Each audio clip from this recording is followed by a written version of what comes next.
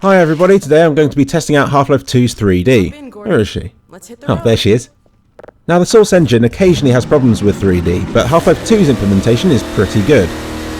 So as you can see, it's not just the HUD and the weapon, but also things close to the screen. If we look at Alex here, you can see that she's all round and sexy looking. Oh, for goodness sake! Alex, I blame you for that. I mean, most 3D doesn't make things pop out of the screen towards you. I think that's why most people are disappointed, but really that sort of effect is very cheap. And once again, you can see that Alex is rendered in very good definition. You can zoom in on everything and it looks properly rounded. Oh, come on! Why does this always happen to me? And when will people accept it's not me, but the game? Anyway, this is a good example to show off the water effects. In some Source-based games, like Counter-Strike and Left 4 Dead, it really messes it up, but in this game, it renders properly. There we go, I'll just get Alex really wet for you, just to show off the effects. I mean, this game probably wasn't designed for 3D in mind. In fact, just one second. Sorry about this, Alex. Right, if I get right up to the side of the car, you'll see that some of the frame is closer than the gravity gun. That's a bit confusing, and people would probably say that's a glitch with the 3D. But it's simply the implementation. You can see that I'm trying to turn on the 3D crosshair, because at the moment, look at the crosshair for the gravity gun, and you'll see that it's hovering in front of the scenery, when it should be at the same distance to the thing you're looking at. Admittedly, most games don't support this, but strangely, Left 4 Dead and Counter-Strike do. So I don't know why Half-Life 2 doesn't, and it simply makes it very difficult to aim. You end up having to focus on the thing you're trying to shoot, and you have to make sure the two crosshairs you see... Oh, okay. Shut up, Alex. ...are the equal distance away either side. You'll see some examples of this later on. Recently, the new version of the Oculus Rift was showcased in Eve Valkyrie. Now this game has been built with 3D in mind from the ground up.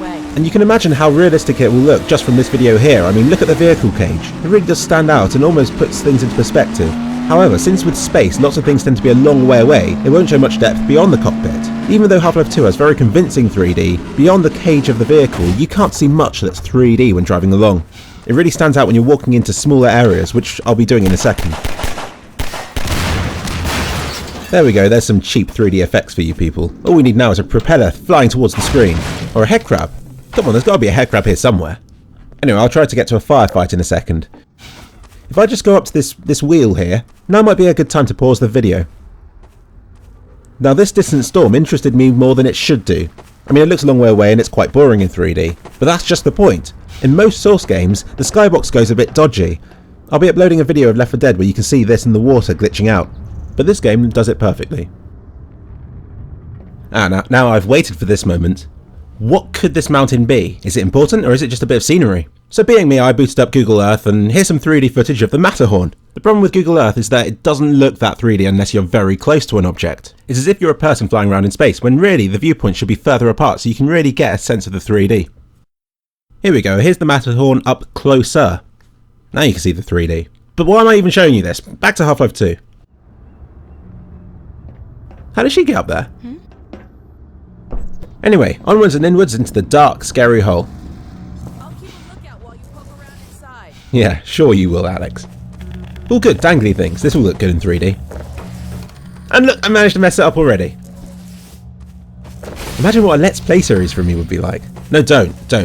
This video is steering dangerously close to that territory already. And this isn't a Let's Play channel. I do love physics puzzles. I can't think of any other game that's done them recently. Maybe they've gone out of fashion or something. I never asked for this. Never fear, my amazing intellect will be able to solve this shortly. I'd rather not talk about that. But hey, look at the 3D effect, it's really nice, look. Whee! Great, okay, alright, time to get out of this damn basement. Well done everybody, I'm very impressed that you're still with me at this point. We've been at this video for more than 4 minutes, which is more than any of my other videos, so thank you. And finally, I get to shoot something. I really can't think of a better showcase for the 3D than this. I mean, you have these wooden planks nearby, things firing through the air towards you, Alex cowering behind a table. It's perfect. Just look at that 3D, it's lovely. Can't wait for the Oculus Rift. I'm going to be quiet for a while just to let you experience the 3D for yourself.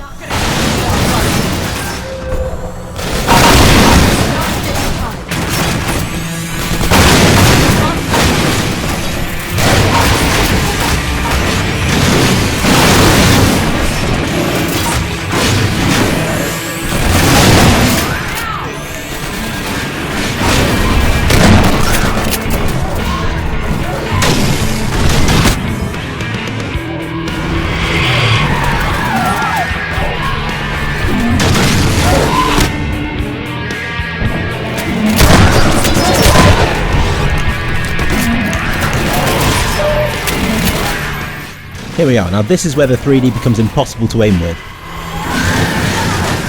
You can do this.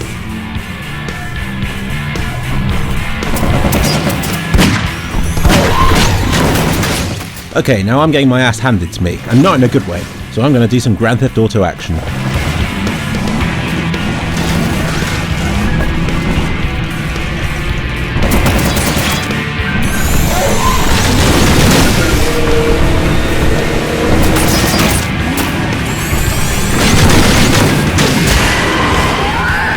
And that's how it's done.